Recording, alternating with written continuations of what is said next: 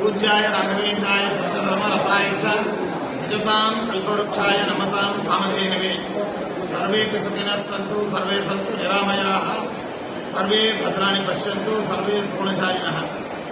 ಇಂದಿನಿಂದ ದೇಶದ ಉದ್ದಗಲದಲ್ಲಿಯೂ ವಿದೇಶಗಳಲ್ಲಿಯೂ ಕಲಿಯುಗದ ಕಾಮಧೇನು ಕಲ್ಪವೃಕ್ಷ ಸದೃಶರಾದ ರಾಘವೇಂದ್ರ ಸ್ವಾಮಿಗಳವರ 353ನೇ ವರ್ಷದ ಆರಾಧನಾ ಮಹೋತ್ಸವವು ಸಪ್ತರಾತ್ರೋತ್ಸವ ಎಂಬುವ ಉತ್ಸವವು ಪ್ರಾರಂಭವಾಗ್ತಾ ಇದೆ.